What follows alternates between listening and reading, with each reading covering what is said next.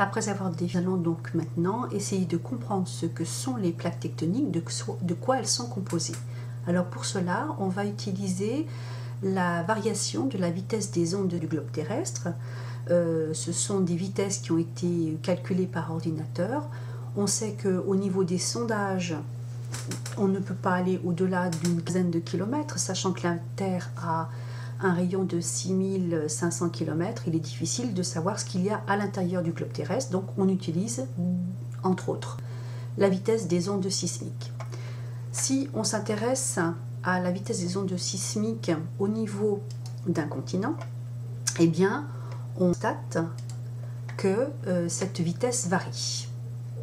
On la voit ici s'afficher en rouge, donc en axe vertical, la vitesse en kilomètres par seconde, et en axe horizontal. Et là, on vous a représenté la variation de la vitesse des ondes sismiques jusqu'à à peu près 105 profondeurs. Qu'est-ce que l'on observe pour le cas qui nous concerne? On va oublier cette variation brute, on va simplement s'intéresser à cette partie de la courbe.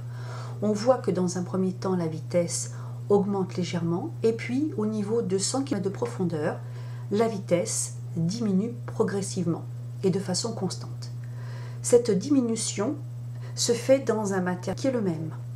Des études minéralogiques, notamment par l'intermédiaire des volcans, qui remontent dans leur magma ce qu'on appelle des enclaves du globe terrestre, c'est-à-dire qu'ils emmènent avec eux des morceaux du globe terrestre. Eh bien, on sait que dans cette partie-là et dans cette partie-là, on a le même type de roche, de même composition minéralogique, sauf qu'on voit qu'il y a une diminution de la vitesse des ondes sismiques.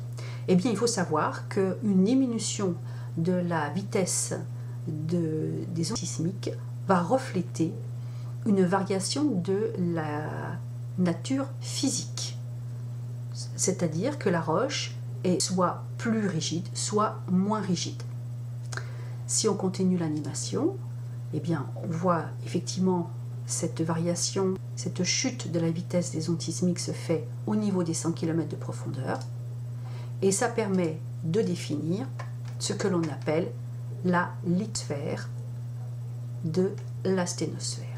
On oublie la notion de croûte et de manteau, ce sera abordé dans le cadre du programme de SVT au lycée.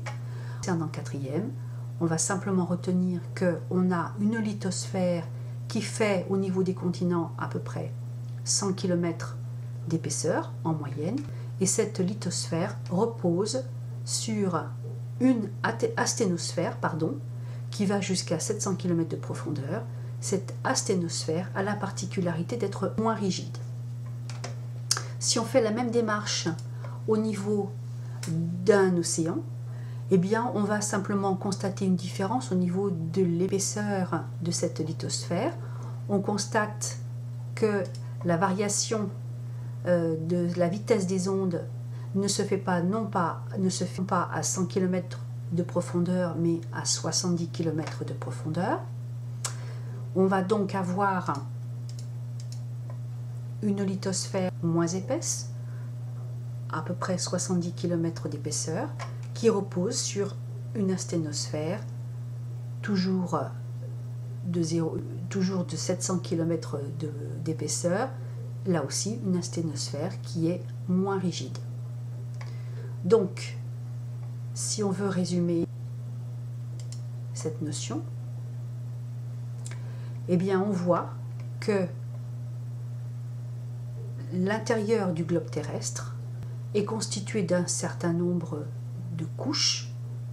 Alors, pour rappel, nous avons le noyau interne, le noyau externe, le manteau supérieur. Ce sont des couches dont on ne s'intéressera pas dans le cadre du programme de quatrième. Par contre, ce qui est intéressant à voir, c'est que nous avons une asténosphère ici en rose et par-dessus une lithosphère vert clair ou vert foncé. On prend les deux ensemble. Donc, cette lithosphère, eh bien, elle est pas très épaisse par rapport à l'ensemble du globe terrestre, elle est rigide et elle repose sur une asténosphère qui est moins rigide. Donc on va considérer le globe terrestre comme un œuf et sa coquille d'œuf très fine, eh bien, c'est la lithosphère.